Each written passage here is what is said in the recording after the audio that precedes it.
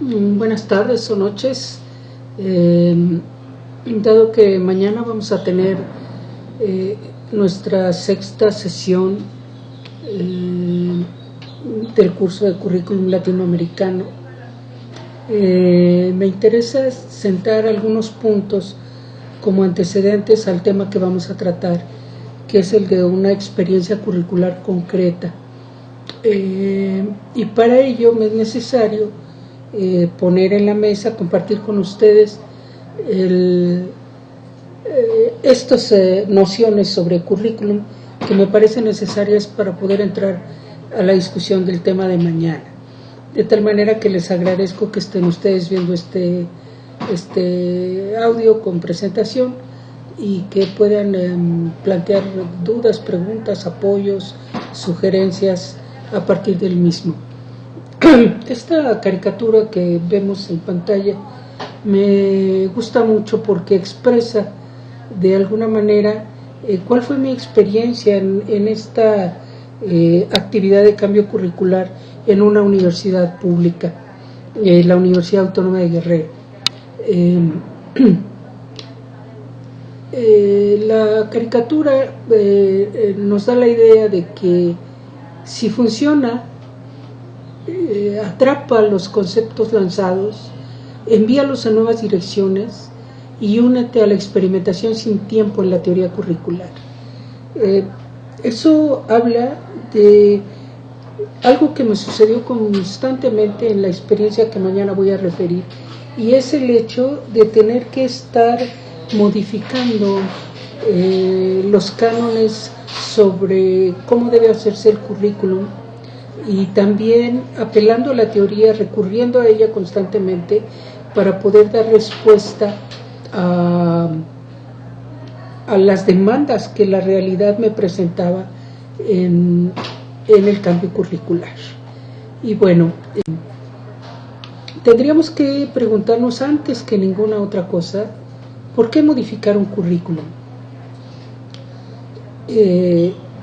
En ocasiones las modificaciones curriculares provienen de una decisión política popular externa a la comunidad que va a implantar el currículum, a llevarlo a cabo, y en otras ocasiones es una decisión de esa comunidad que concibe que el currículum requiere ya algún cambio porque ha dejado de funcionar en algunas cosas o todo. Es muy importante que este punto de partida sea claro para quienes están trabajando en el currículum. De lo contrario, cualquier modificación al currículum o cualquier currículum nuevo que se maneje corre una alta probabilidad de fracasar si no ha sido asumido por la comunidad que lo va a llevar a cabo. Entonces, el tema que voy a tratar a lo largo de esta presentación es la idea del cambio curricular como una decisión reflexiva y colegiada, esto es, con participación de la comunidad que va a vivir el currículum, con la participación de esa comunidad que va a encontrar problemas en ese currículum. Esa comunidad que va a tener que inventar soluciones al paso sobre las interrogantes, las dudas o las cuestiones no previstas en ese currículum. Entonces estoy postulando la idea de que cualquier cambio curricular tiene que ser discutido en el grupo que lo trabaja. Y bueno, quisiera antes de empezar con esta cuestión dejar claro que no siempre los cambios al currículum se han hecho como hoy los vemos. Es más, ni siquiera había currículum anteriormente, y para ello me es necesario ubicar el papel del currículum, el papel social del currículum en las instituciones educativas. Antes de la fecha que ustedes ven ahí, 1789, Revolución Francesa, la enseñanza, la escuela, la educación eran totalmente distintas a como hoy las vemos. Anteriormente a esto, la enseñanza la educación, eran un poco más privadas, eran más de núcleos,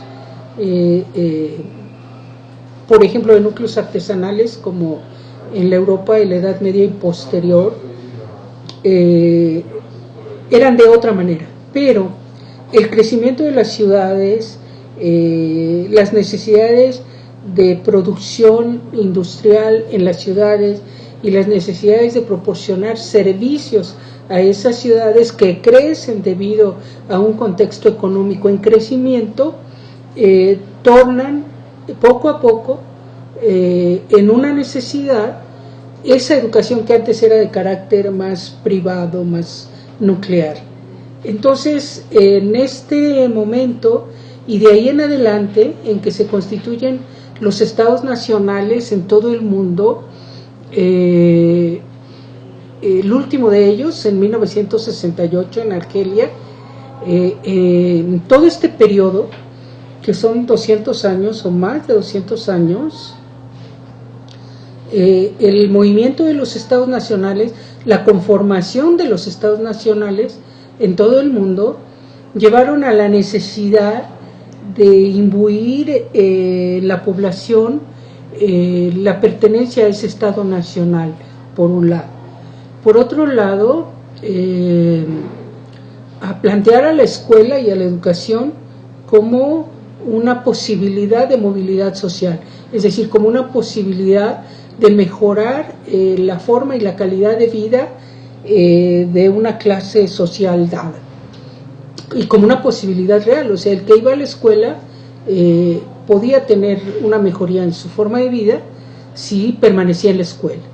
Esto llevó también poco a poco a constituir lo que hoy conocemos como sistemas nacionales de educación, y es en este proceso donde surge la necesidad de planear y planificar lo que se enseña, y en ese esfuerzo por planear y modificar lo que se enseña aparece el currículum.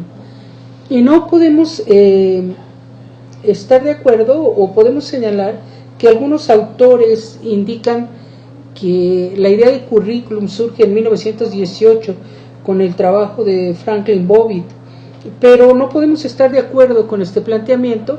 Quizá en ese momento lo que surge o lo que se abre es el campo de investigación y construcción teórica acerca del currículum. Pero el currículum, más allá de que sea llamado de otra manera, por ejemplo, plan de estudios, a partir de los trabajos de San Ignacio de Loyola y la Escuela de los Jesuitas en España, vemos aparecer ahí una serie de normas acerca de lo que hay que enseñar. Esas normas aparecían en el ratio, en el reglamento de qué era lo que había que enseñar en esos lugares, y bueno, posteriormente se torna en plan de estudios. Entonces, antiguamente, antes de la noción de currículum, existen otras nociones, ¿no? Las nociones de ratio y las nociones de plan de estudios, que después son incorporadas al movimiento del currículum. Y bueno, me era importante señalar esto porque estamos en este momento, 2016, y en México desde 1982, en el proceso de desmantelamiento del Estado benefactor. Esto es del Estado Nacional, debido a todo el movimiento de la neoliberalización económica de los sistemas económicos del mundo y la mundialización de la vida cotidiana. Entonces, necesariamente el currículum habrá de responder a este otro gran cambio económico que vemos en este momento. Bueno, como contexto quisiera dejarlo ahí, y quisiera pasar a puntualizar acerca de qué estamos hablando. Cuando hablamos de currículum, estamos hablando de un proyecto formativo escolar, de un cierto nivel de estudios, que tiene un documento escrito que puntualiza ese proyecto formativo escolar. Este documento escrito, oficial, formal, llamado de otras muchas maneras, es lo que conocemos como el plan de estudios, que puede ser un plan de estudios de nivel educativo, de primaria, de secundaria, de preescolar, de universidad, etcétera. de una carrera, por ejemplo, ¿no? Existe también, derivado de este plan, lo que conocemos como los programas de las materias, que pertenecen a un determinado plan y que también están elaborados por escrito y pueden entenderse como la norma. Aquí lo importante sería es quién escribe esa norma y quién la vive, quién la trabaja, quién la lleva a cabo. Por otro lado encontramos lo que, híjole, no me acuerdo bien si fue Jorge Torres o, bueno, el otro tipo de currículum que llamamos el currículum vivido, que es lo que ocurre en realidad dentro de la institución escolar y dentro del aula. O sea, una cosa es lo que está escrito formalmente y otra cosa es lo que en realidad sucede. Y a esa cosa que en realidad sucede se le ha llamado el currículum vivido. Tenemos también acá lo que se llama el currículum oculto, es decir, aquello que se enseña y se aprende sin pretender ser enseñado o aprendido. Es decir, no está planeado previamente y no obstante los profesores enseñan sin darse cuenta de eso y los alumnos aprenden sin darse cuenta eso en particular. Entonces, cuando hablamos de currículum estamos hablando de todo esto. Y habría que tenerlo claro para saber qué es lo que queremos modificar. Y bueno, aquí como el primer planteamiento importante, el currículum escrito frente al currículum vivido, lo formal, lo oficial, lo escrito frente a lo que realmente se vive. Y la pregunta es, ¿cuál cambiamos? ¿Los dos? ¿Cuál de ellos está mal funcionando o tiene problema? ¿Los dos? Sabemos por esta comparación que podemos hacer con frecuencia o nos vemos obligados a hacerla con frecuencia, que del dicho al hecho hay mucho trecho. Es decir, una cosa es lo que se escribe y otra cosa es lo que se vive en la realidad. Y aquí lo primero que habría que hacer cuando cambiamos un currículum es preguntarnos si los dos están mal funcionando o si los dos requieren de ajustes o cambios parciales o totales. Y bueno, ¿qué encontramos en el currículum escrito? Las materias de las cuales en el currículum vivido no todo se enseña y se enseñan otras cosas que no están contempladas en las materias. Las obligaciones de los alumnos, las normas pedagógicas, las normas administrativas. Y dentro del currículum vivido tendremos que preguntarnos por qué se enseñan ciertas cosas que no están escritas y quiénes toman las decisiones para enseñar o no lo que se enseña dentro del aula. Y bueno, por lo tanto, ¿cuál currículum vamos a cambiar? Es una pregunta de fondo. ¿En dónde radican los problemas más importantes y cuáles de ellos podemos solucionar? Si el problema está en el currículum escrito o en lo que se enseña o se vive dentro de la institución escolar.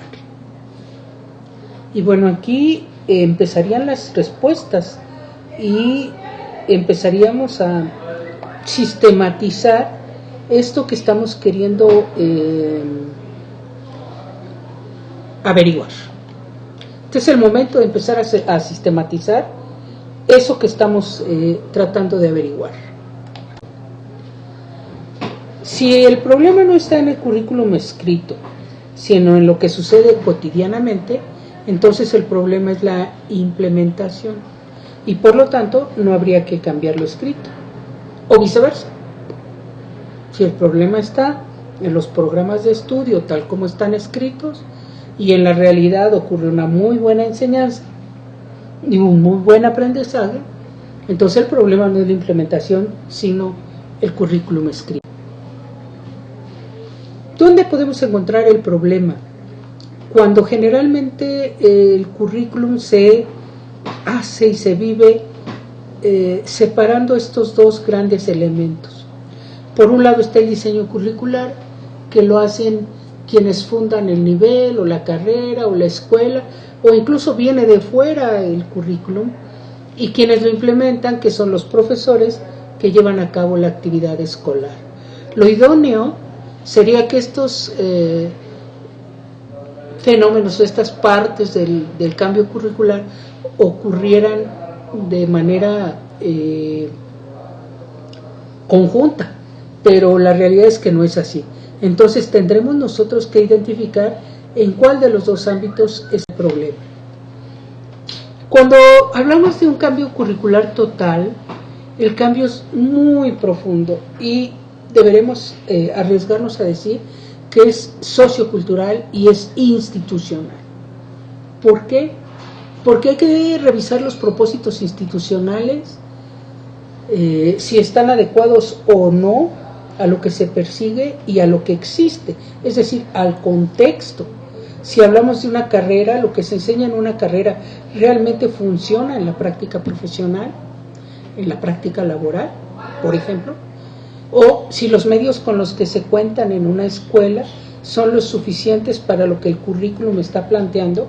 Por ejemplo, si un currículum está señalando que los alumnos tomen cursos online y la escuela no cuenta con red, pues va a ser muy difícil que cumplan con esa parte del currículum. O bien, si no existen los recursos de todos los días, o sea, si no hay profesores, si no hay libros, si no hay programas, si no hay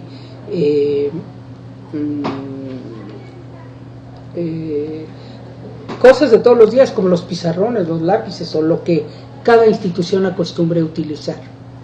También habrá que revisar la estructura organizativa y administrativa, una plataforma de calificaciones, por ejemplo, que usualmente las primeras plataformas que se hicieron pedían registrar calificaciones de materias seriadas, y esa misma plataforma le permitía a uno inscribirse al alumno al siguiente semestre. Cuando se hace la modificación, por ejemplo, de la flexibilización curricular, el programa o plan de estudios plantea que pueden tomar indistintamente materias sin seguir un orden, pero a la hora de registrarlo en la plataforma en la plataforma de las calificaciones, el sistema no le admite al alumno inscribir una nueva materia porque estaba pensado para un registro de calificaciones de materias seriadas. Es un ejemplo entre otros. Habrá que revisar también la política académica y cómo se va a proceder en la contratación de quiénes, cuántos y qué tipo de profesores, para cuáles y cuántas materias de qué tipo, o si no se va a funcionar por materias, qué tipo de contratación se les va a ofrecer a los profesores que tengan que salir al campo constantemente a trabajar por proyectos, por ejemplo. Son ejemplos, meros ejemplos. También habrá que pensar, si estamos hablando de un cambio curricular profundo, un cambio en la mentalidad organizacional. Y eso implica hablar de todos los docentes, todas las autoridades, todos los administrativos y su formación y mentalidad. Eso es su problema. Y realmente habrá que valorar si somos capaces institucionalmente, como grupo, de llevar a cabo esta función. Por otro lado, un cambio completo implica una revisión seria de la trama curricular, y eso implica revisar materia por materia, módulo por módulo, nivel por nivel, relación entre los elementos que tiene el programa, si fuesen objetivos, actividades, evaluación o lo que tenga cada programa, que puede ser distinto. Hay que revisar si es congruente la trama que se presenta ahí y en el mapa curricular. Como vemos, los problemas que aparecen no son pocos, pero son medulares cuando se modifica un currículum estructuralmente. Habrá que atender a un sistema de créditos y vigilar un registro ante profesiones, que ha habido casos en los que cuando termina una generación de estudiantes de una carrera nueva, la carrera aún no está registrada oficialmente y los alumnos no se pueden graduar, por ejemplo. Habrá que revisar la secuencia de las materias y el mapa curricular. Habrá que revisar la carga horaria de profesores y de la institución misma, los salones, los grupos, y los sistemas institucionales de calificación. Habrá que revisar también las cuestiones contractuales y sindicales de los profesores. Es decir, un cambio curricular implica un cambio estructural de gran envergadura en una institución. Por eso habremos de pensar si los cambios estructurales proceden o no, son necesarios o no, o se requiere un cambio parcial de alguno de los elementos de un currículum. Antes de echar a andar cualquier cambio, hay la necesidad de oírnos, de compartir, de reflexionar colegiadamente y ponernos de acuerdo en concepciones sustanciales en cualquier institución educativa, como lo son los conceptos de conocimiento y ciencia, de profesión, la concepción disciplinaria, de investigación y de investigador, las cuestiones de aprendizaje y enseñanza, las características de los alumnos a los que vamos a dirigir un cierto plan de estudios, el proyecto formativo que queremos lograr con ese proyecto escolar, las teorías científicas y pedagógicas en las que nos apoyamos, los modelos curriculares que utilizamos o vamos a utilizar, las funciones universitarias en el caso de los planes de estudio de carreras universitarias. No son pocas las cosas en las que habría que ponernos de acuerdo y reflexionar colegiadamente. Alicia de Alba sostiene que el currículum es una síntesis de elementos culturales que conforman una propuesta política, académica, político-educativa, pensada e impulsada por diversos grupos y sectores sociales. Y aquí la clave. Los intereses de estos grupos son diversos y a veces contradictorios, aunque algunos tengan a ser dominantes o hegemónicos y otros tiendan a oponerse y resistirse a tal hegemonía. Es importante que haya negociaciones y alianzas. Antes de echar a andar un currículum, es importante haber puesto de acuerdo a los grupos en cuestión y haber encontrado un punto medio que les permita funcionar armónicamente. Alicia señala también que entonces es necesario, o se dan, aunque no sea necesario, diversos mecanismos de negociación e imposición social. Esta tarea de negociaciones y alianzas es una de las cosas en las que tenemos que pensar cuando hacemos un cambio cultural. En la negociación tendremos que identificar y reconocer y darle su lugar a las posiciones encontradas, identificar las limitaciones prácticas para llevar a cabo un currículum, enfrentar y postular los intereses para llegar a acuerdos y establecer relaciones entre teorías y consideraciones prácticas. Esto se puede lograr en la negociación, pero si no hay negociación, el currículum se implantará por sobre encima de esos intereses y por lo tanto, cuando esté funcionando, no va a funcionar.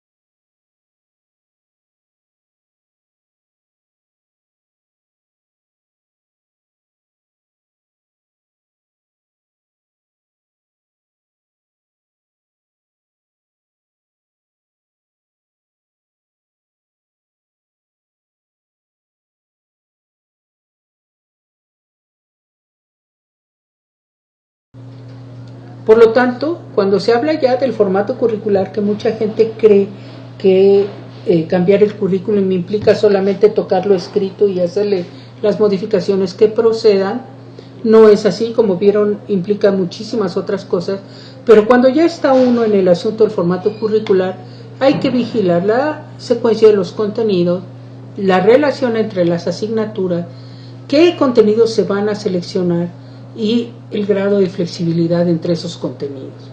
Cuestiones no menores, hay que decidir. Tendremos que discutir acerca de los tipos de formato.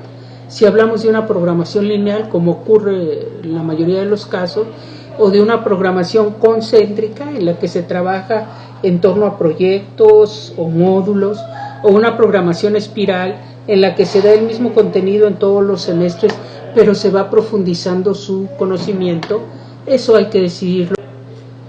Y entonces las asignaturas van a tener otro papel.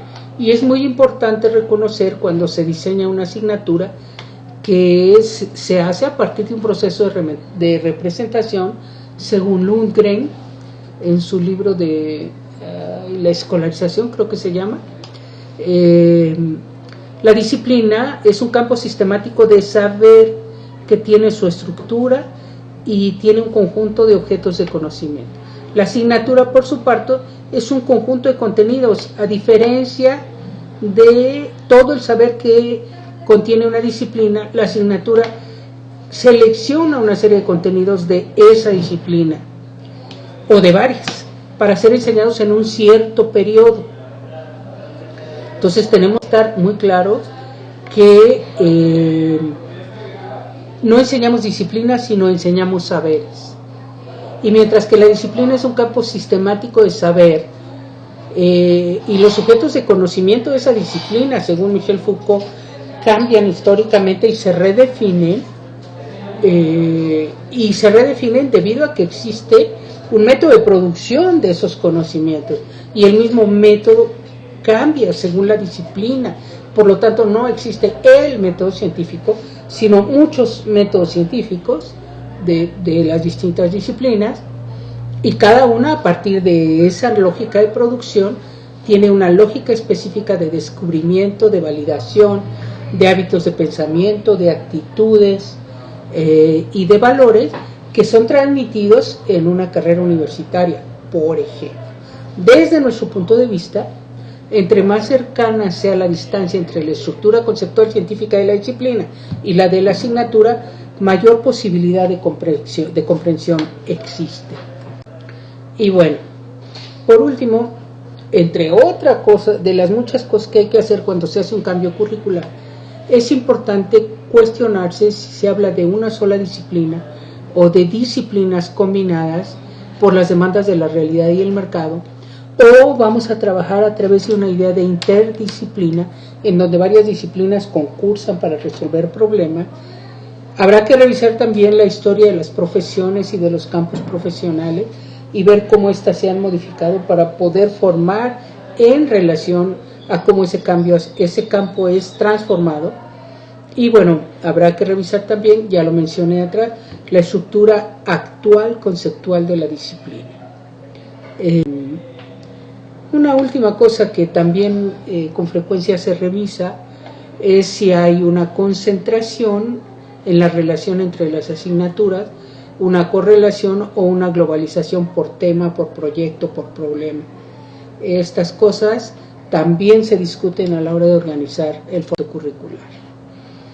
Una clave para esta presentación es si se presenta el campo completo y se profundiza solo en algunos de los elementos de ese campo, tendremos que tomar decisiones con respecto a la extensión y superficialidad del conocimiento, y si a mayor profundidad, menor información, o mayor información y menor profundidad.